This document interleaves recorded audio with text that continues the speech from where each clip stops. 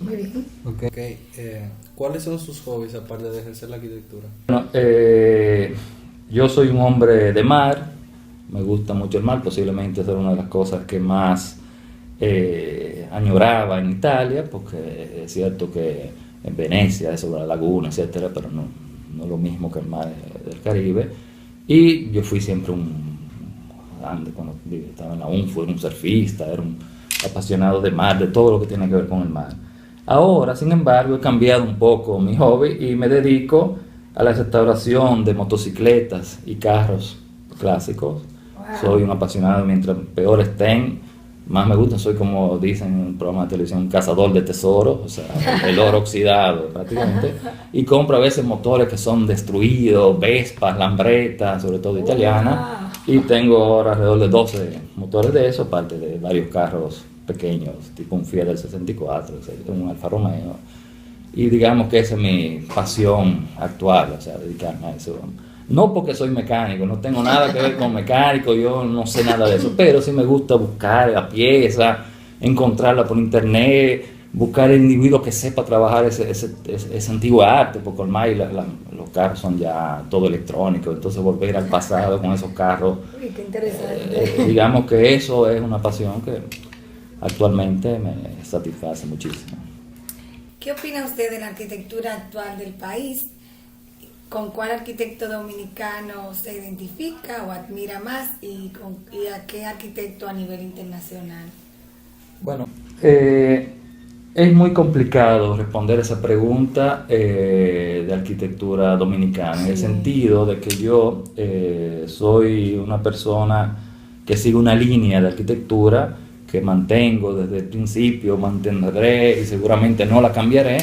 Entonces soy contrario a esos arquitectos que un poco cambian según las modas del momento, según las influencias que vienen sobre todo del extranjero, o digamos la afinidad con un arquitecto que esté de moda, los grandes arquitectos, los arquitectos estrellas que tienen un nombre y la gente los sigue, como hacen los estudiantes de arquitectura además. Digamos que soy un poquito más racionalista, más lógico, o sea, lo mío es la simplicidad, o sea, digamos, la salida no es del simple al complicado, sino es llegar al simple, o sea, es un proceso inverso, o sea, la arquitectura debe mostrar elegancia, debe mostrar calidad, debe mostrar materiales, debe mostrar lógica. Digamos que si me debo identificar con un arquitecto que mantuvo una línea, y seguramente sus obras son asombrosas, no coincido con muchísimas personas, de pensar a Guillermo González, porque mantuvo ese cambio en la tradición arquitectónica dominicana, esa influencia moderna, y seguramente con obras espectaculares, con obras que realmente aún asombran con su ligereza, su resolver los problemas climáticos que no se tienen en cuenta, y seguramente, posiblemente es uno de los ejemplos que podría seguramente decir. Con respecto a los arquitectos internacionales, yo soy un admirador de Le Corbusier, soy un admirador de Alvar Aalto, soy un grandísimo admirador de Mies van der Rohe y de arquitectura de personas vivientes. Yo creo que no he conocido a nadie como Vittorio Gregotti, no solo porque trabajé con él personalmente, directamente, por más de 16 años, sino porque Gregotti reúne en su condición de arquitecto, de profesor, de histórico, de escritor, de crítico, toda una serie de ramas de la arquitectura. O sea, es un arquitecto, yo considero, completo, o sea, posiblemente, como decía Robert Venturi de él, es un arquitecto, el arquitecto más intelectual viviente actualmente. O sea, no es un arquitecto de grandes arquitecturas, de búsqueda de aplausos en la arquitectura, sino es un arquitecto que tiene su línea por más de 60 años de profesión. Gregotti, repito, tiene 87 años, y posiblemente, como lo conocí, como tuve ese acercamiento directamente a él, debo reconocer que aún con con su ancianidad, lograba sorprender a todos. Nosotros éramos 70 arquitectos en la sociedad Gregotti Society, y cuando Gregotti hablaba siempre había algo de novedad, o sea, eso era una cosa realmente impresionante.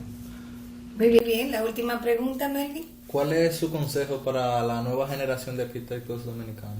Sí, yo siempre he escrito varios muchísimos artículos, he escrito varios libros y aún en producción algunos. Digamos que yo siempre he querido dar a mis estudiantes, a mis colegas y a mí mismo, como dije al principio, una serie de consejos, no reglas, no imponer las cosas, sino una serie de pensamientos que he tenido a lo largo de la profesión y que son los siguientes, digo más o menos lo que me vienen en mente. Yo pienso que el arquitecto, el estudiante de arquitectura o yo, no deberíamos sentirnos artistas, ni por voluntad propia ni porque nos digan otros. Yo pienso que la arquitectura es como decía mi amigo y profesor André Chastel, francés histórico que ya falleció, es una cuestión de lunga durata, o sea, de lunga duración. O sea, las obras no deben combatir con el sitio donde se encuentran, con el paisaje donde se encuentran, sino que deben parecer como que siempre existieron, como que forman parte de ese ambiente, como que es una cosa que se mantiene y representa un lugar. Es claro que eso se consigue después de muchos años de estudio, de preparación, de conocimientos, pero digamos que esa regla de no sentirse artista, de no querer hacer siempre la obra de escultura o la obra maestra, es posiblemente importantísimo tener en cuenta. Otra segunda opinión, otro consejo, podría ser el hecho de, y es una crítica, es el hecho de que se ha perdido el dibujo a mano. O sea, antes se dibujaba todo a mano, el lápiz tenía esa flexibilidad que venía del pensamiento, exacto, y prácticamente uno movía según el pensamiento. Eso se ha sustituido por una máquina. Sí, una tastiera, o sea, una computadora.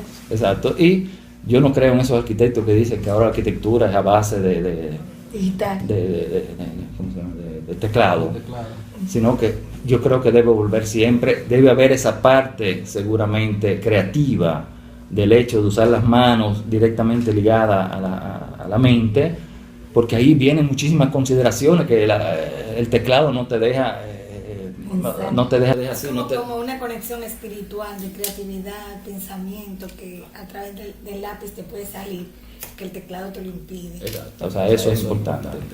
Otro consejo es las cuestiones del contexto.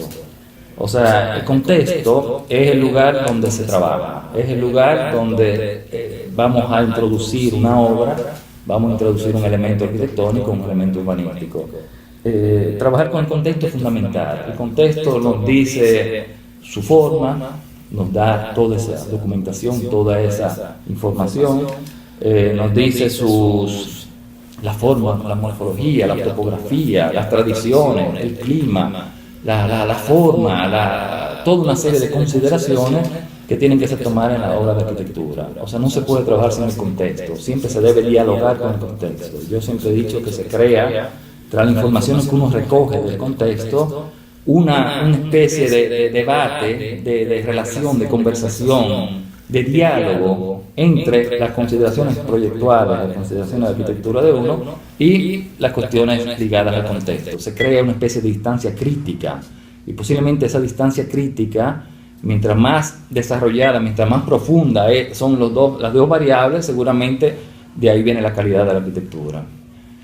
Otra de los consejos es la cuestión del detalle. O sea, muchos arquitectos piensan que el detalle es una cosa de ingeniería, que es una cosa de dejar atrás. Sin embargo, muchas veces hay que confrontarse con el detalle porque a veces son, digamos, lo que rigen el buen resultado de una obra. Es importantísimo afrontar el detalle, ver las cosas cómo se resuelven. No digo ser ingeniero, pero tener una cierta capacidad de lógica para afrontar una serie de mecanismos durante el proceso ya de arquitectura realizada, que es importantísimo tener en cuenta, o sea, no transcurar, no dejar nunca detrás. Otra cosa también es la cuestión de las modas, de los estilos. Es claro que es muy fácil para el arquitecto introducirse un estilo vigente que esté pasando en su tiempo, que pues siempre tienen una llegada, un desarrollo y un final. El hecho del estilo es una cosa bastante importante, bastante crítica, es mejor que el estilo venga de sí mismo, de años de experiencia, de años de trabajo, de mucho trabajo, y cada uno forma su manera de ver el espacio, de ver la arquitectura. O sea, eso, seguir un estilo de un arquitecto internacional que posiblemente no responde a muchas necesidades, muchas condiciones en el aspecto climático, en el aspecto de materiales, de altas tecnologías, porque pensar en esos arquitectos de otras latitudes que tienen otra mentalidad, que tienen recursos para una serie de manufacturas que no podemos permitirnos, y posiblemente el hecho de seguir esas corrientes arquitectónicas de moda,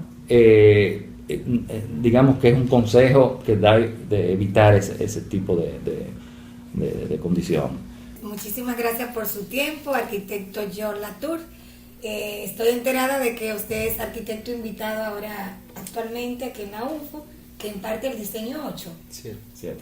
Al diseño 7. Ojalá aprovechen bien sus estudiantes toda esa experiencia en Italia, sus obras aquí en el país, que ya también son numerosas. Así que los felicito, luego usted verá este video y va a participar en el videolibro que le dijimos que estamos preparando. Gracias y esperamos que se quede en el país. Bueno, gracias. Muchas gracias.